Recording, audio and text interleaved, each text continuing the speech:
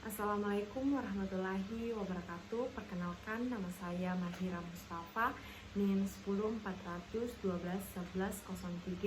dari kelas Ilmu Hukum D.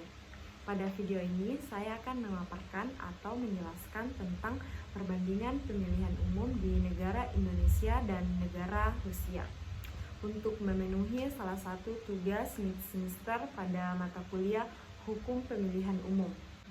Perbandingan pemilihan umum di Indonesia dan Rusia memiliki beberapa perbedaan yang cukup signifikan dalam hal struktur dan mekanismenya, terutama dalam pemilihan presiden. Di Indonesia, presiden dipilih melalui sistem pemilihan secara langsung oleh rakyat, di mana rakyat secara langsung memilih presiden dan wakil presiden dalam satu paket sebagai pasangan calon. Dan pemilihan presiden di Indonesia diadakan setiap 5 tahun sekali, dengan masa jabatan 2 kali berturut-turut atau 10 tahun masa jabatan. Sementara itu di Rusia, presiden dipilih melalui sistem pemilihan tidak langsung, di mana rakyat memilih anggota Dewan Federasi dan Majelis Daerah secara langsung, dan kemudian mereka memilih presiden. Dan pemilihan presiden di Rusia diadakan setiap 6 tahun sekali, dengan masa jabatan 2 kali berturut-turut atau 12 tahun masa jabatan. Selanjutnya, mekanisme pemilihan umum presiden di Indonesia dilakukan melalui proses pemungutan suara yang diadakan secara nasional pada satu hari pemungutan suara yang sudah ditetapkan. Sementara itu, di Rusia, mekanisme pemilihan umum presiden dilakukan melalui pemilihan umum langsung oleh Dewan Federasi dan Majelis Daerah yang terpilih, yang merupakan badan legislatif yang mewakili identitas federal di Rusia. Dalam konteks kandidat, di Indonesia, kandidat presiden harus memenuhi syarat-syarat tertentu yang sudah ditetapkan oleh undang-undang, termasuk kewarganegaraan dan usia.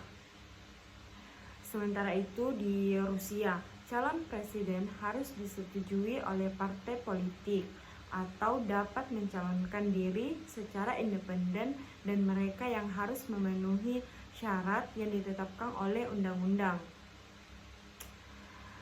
Selanjutnya, pengawasan pemilihan umum di Indonesia diawasi oleh lembaga independen seperti Komisi Pemilihan Umum atau sering disebut dengan KPU, dan Badan Pengawasan Pemilu atau Bawaslu, untuk memastikan keberlangsungan dan keabsahan proses pemilihan. Sementara itu di Rusia juga diawasi oleh lembaga pengawas, namun terdapat tuduhan terhadap kecurangan pemilu dan campur tangan pemerintah dalam proses pemilihan.